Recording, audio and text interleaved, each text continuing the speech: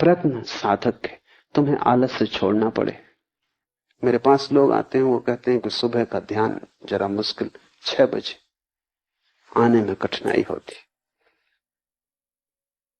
तुम समझ ही नहीं रहे कि तुम क्या कह रहे हो। अगर तुम्हें 6 बजे उठने में कठिनाई हो रही है तो तुम्हें मन के बाहर जागने में तो भयंकर कष्ट होगा। अगर 6 बजे उठने में तुम्हें इतनी मुश्किल मालूम पड़ रही है तो जीवन के चाक से छलांग तुम कैसे लगाओगे?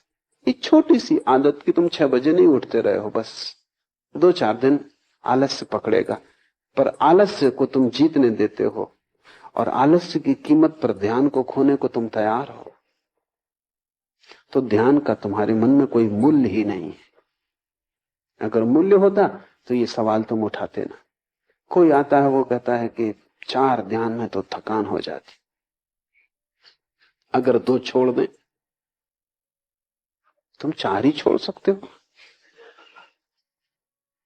क्योंकि 4 में थकान होती, 2 में आधी होगी, लेकिन होगी तो ही। और मैं जानता हूं कि अगर मैं तुम्हारे मन को सुविधा दूं कि 2 छोड़ दो, कल तुम आओगे कि 1 ही करें, तो क्योंकि वही मन, 2 में भी तुम थकोगे तो ही। अगर तुम उस सूत्र को बांध कर चलते हो तो तुम आज नहीं कल आलस में डूबना ही पसंद करोगे, क्योंकि कुछ भी करने में श्रम तो होगा। ध्यान रहे, जीवन श्रम है, मृत्यु विश्राम है। तो अगर मरना हो तब कुछ करने की जरूरत नहीं, अगर जीना हो तो कुछ करना पड़ेगा। और अगर विराट जीना हो तो विराट उद्यम करना होगा। अगर परमात्मा को पाना हो तो ऐसा छोटा छोटा प्रयास काम नहीं करेगा, तुम्हारा पूरा जीवन ही प्रयास बन जाए। तुम रत्ती रत्ती दांव पर लगा दो अपने को, कुछ भी तुमने बचाया तो तुम चूक जाओगे। यहां पूरा ही दांव लगेगा तो ही तुम बच सकते हो। इसलिए थोड़े से लोग उपलब्ध हो पाते हैं, कोई कारण नहीं सिवाय आलस्य के। तुम ध्यान भी करते हो तो तुम ऐसे करते हो कहीं पैर में चोट ना लग जाए, कि कहीं किसी का धक्का ना लग जाए, कि ऐसा करें कि थक भी ना जाएं। तुम कर ही क्यों रहे हो? तुमसे कहा किसने? लेकिन तुम साफ भी नहीं हो, तुम ऐसे धुंधलके में जीते हो जहां सब अंधेरा अंधेरा है। तुम्हें यह भी पक्का नहीं कि तुम यहां आ कैसे गए, कैसे चले आए। तुम, कोई आ रहा था, तुम साथ आ गए, कि सोचा चलो देखें, कि चलो देखें दूसरे क्या कर रहे हैं। तुम ऐसे ही धक्के खा रहे हो और ऐसा अनंत जन्मों से चल रहा है, लेकिन धक्कों से कोई मंजिल पर नहीं पहुंचता। मंजिल कोई संयोग नहीं है कि तुम किसी भी भांति पहुंच जाओ। मंजिल एक गंतव्यपूर्ण यात्रा है। मंजिल एक दिशा की तरफ सारे जीवन की धारा को लेकर चलने का श्रम। मंजिल एक संकल्प है। संकल्प करते ही तुम्हारा मन एक धारा में आ जाता, शक्ति इकट्ठी हो जाती, तो ऊर्जा तुम में महान है। तुम जितना सोचते हो कि इतनी कम शक्ति है कि इतने जल्दी थक जाओगे, वो तुम गलती में हो। मनुष्य के शरीर में शक्ति के, ऊर्जा के 3 तल। एक तल ऊपर का है जो रोजमर्रा काम के लिए, जैसे तुम जेब खर्च के लिए खीसे में कुछ रुपए डाल रखते हो, वो तुम्हारी पूरी संपदा नहीं। जेब खर्च के लिए है कि बाजार गए कुछ सामान वगैरह लाना, कुछ रुपए। मुल्ला नसरुद्दीन एक दफा गांव से गुजर रहा था, बाहर अंधेरा था, 4 आदमियों ने पकड़ कर उस पर हमला कर दिया। उसने इस भयंकर ढंग से लड़ाई की कि चारों को पछाड़ दिया। बामुश्किल वो 4 उस पर कब्जा कर पाए, बामुश्किल। और जब उसके खीसे में हाथ डाला तो केवल 7 पैसे थे। तो उनने कहा हद कर दी नसरुद्दीन, 7 पैसे के लिए?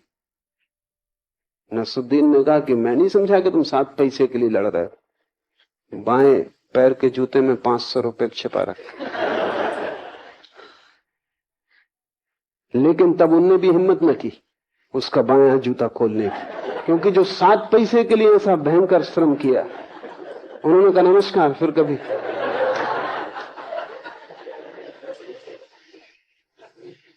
वो जो तुम्हारी रोजमर्रा की ऊर्जा है वो 7 पैसे से ज्यादा नहीं है। वो रोज काम के लिए है, उठना बैठना, भोजन करना, पचाना, सोना, कामधाम, ऊपर का अंग है, खीसे में पड़े हुए पैसे।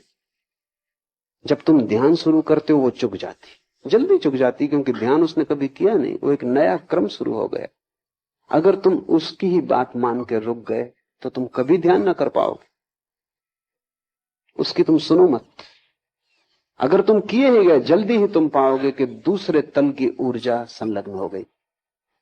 कई दफे तुम्हें अनुभव भी होता है, तुम बैठे हो, रात सोने जा रहे थे, ऐसी नींद आ रही थी कि पलक खुलते नहीं खुलते थे, कि तत्क्षण घर में आग लग गई। फिर तुम सो पाते हो, फिर तुम कहते हो मुझे नींद आ रही ना, नींद तिरोहित हो जाती। कहां से ये ऊर्जा आई? अभी तुम झपकी खा रहे थे और तुमसे कोई कहता गीता पढ़ो तो तुम कहते भाई मुश्किल, लेकिन घर में आग लग गई। गीता छोड़ सकते थे लेकिन घर में आग लग गई। अब तुम दौड़ रहे हो, भाग रहे हो, बुझा रहे हो, और आग भी बुझ जाएगी तो भी अब इस रात तुम सोने वाले नहीं। अब तुम जागे ही रहोगे, कितनी कोशिश करो सोने की, नींद ना आएगी। क्या हुआ? दूसरा तल जो रोजमर्रा शक्ति का नहीं है, संरक्षित तल टूट गया। उसके टूट जाने के कारण तुम इतनी ऊर्जा से भर गए हो कि सब नींद खो गई। अगर तुमने ध्यान का प्रयोग जारी रखा, तुम थके ना, जल्दी ही दूसरी ऊर्जा उपलब्ध होगी। उसके उपलब्ध होते ही तुम पाओगे कि कितना ही ध्यान करो थकने वाला नहीं है, कुछ भीतर खर्च होने वाला नहीं। ये भी दूसरा तल है, एक तीसरा तल है। ये दूसरा तुम्हारा खजाना है, ये भी चुक सकता है, इतनी आसानी से नहीं जितनी आसानी से पहला तल चुकता है। ये भी एक दिन चुकेगा। महत उपाय तुम करते रहोगे ध्यान के तो एक दिन ये भी चुकेगा, और तब तीसरा तल टूटता है। वो तल तुम्हारा नहीं, वो परमात्मा का है, वो कभी भी नहीं चुकता। लेकिन अगर तुमने आलस्य किया तो तुम दूसरे तल पे ही नहीं पहुंचोगे, तीसरे पर पहुंचने का तो कोई सवाल नहीं। परमात्मा परम ऊर्जा है, तुम्हारे भीतर ही छुपा है। पहला तल तुम्हारे मन का, दूसरा तल तुम्हारी आत्मा का, तीसरा तल परमात्मा का। मन को चुकाओ तो आत्मा की ऊर्जा उपलब्ध होगी, आत्मा को भी चुका दो तो परमात्मा की ऊर्जा उपलब्ध होगी, जो शाश्वत, जिसके फिर चुकने का कोई उपाय नहीं। फिर तुम विराट के साथ एक हो गए। इसलिए शिव कहते हैं प्रयत्न साधका।